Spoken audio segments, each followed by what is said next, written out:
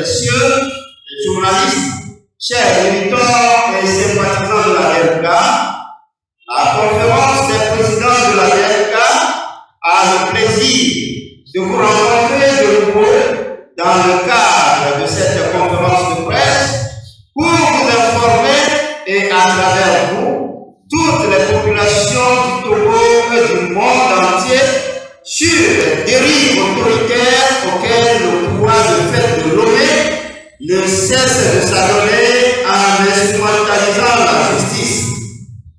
Le cas de Paul Michel nous préoccupe principalement aujourd'hui. En effet, depuis le 17 mai 2021, M. Paul Michel, conseiller spécial du président du MPDD à la jeunesse, est arbitrairement détenu en prison après avoir été enlevé dans la rue et conduit en son domicile nuitamment, brutalisé devant sa femme et ses enfants par des éléments civils de la gendarmerie nationale qui ont saccagé son domicile et celui de sa défunte mère.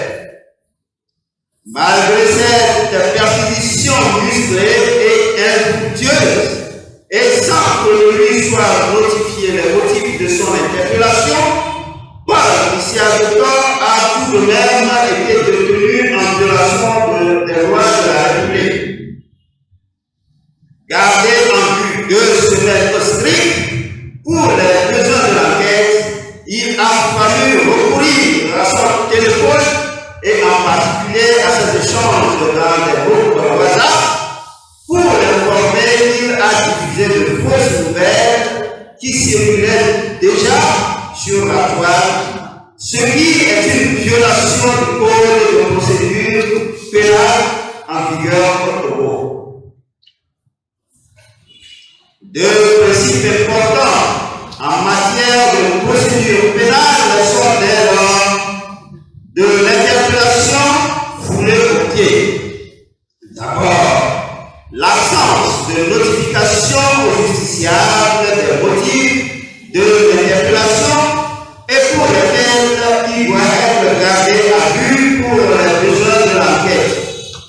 Ensuite, la violation de la Constitution togolaise en ses articles 25 et 29 relatifs à la liberté d'expression et au secret de la correspondance, des communications et télécommunications.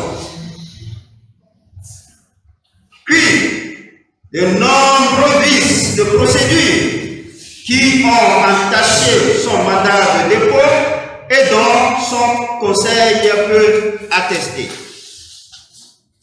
Au terme d'un procès épique intervenu au tribunal de première instance de Lomé le vendredi 13 août 2021, où l'accusé, aidé par son conseil, se défendit lui-même en affirmant ses convictions politiques, le substitut du procureur de la République a requis contre lui une peine de prison ferme de 4 ans. Le délibéré est prévu pour le 27 août 2021. Démonstration est ainsi faite qu'il s'agit en l'espèce d'un procès politique.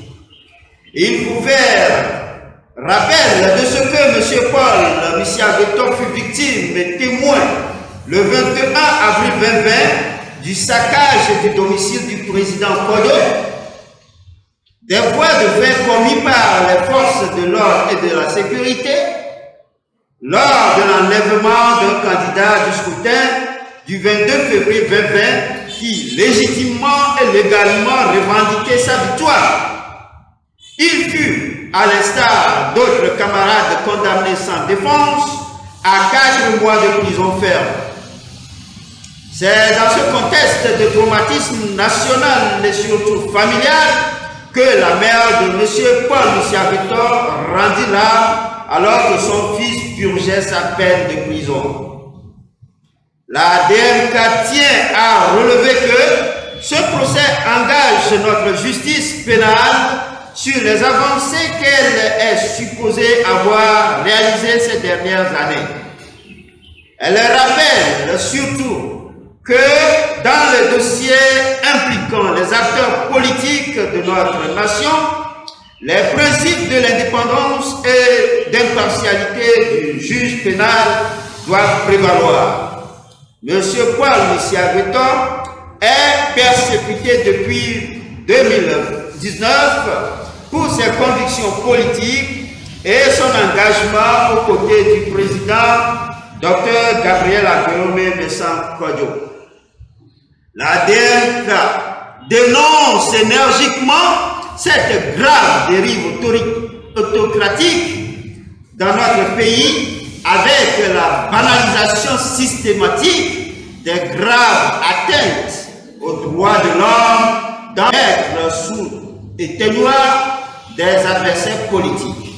La DMK interpelle les représentations diplomatiques au Togo et en appelle au peuple togolais, aux organisations de défense des droits de l'homme, aux démocrates et aux patriotes à travers le monde pour faire échec à cette imposture d'une justice aux allures staliniennes dont l'unique dessein est de faire taire et intimider tous ceux qui contestent la gouvernance exécrable du Togo et les résultats de la dernière élection présidentielle du 22 février 2020.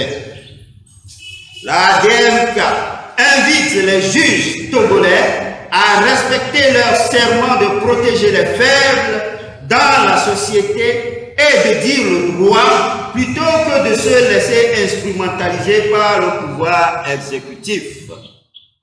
La DMK réaffirme sa détermination à combattre toute violation des droits de l'homme et à faire du Togo le pays véritablement démocratique auquel aspire l'immense majorité des Togolais. Lomé, le 20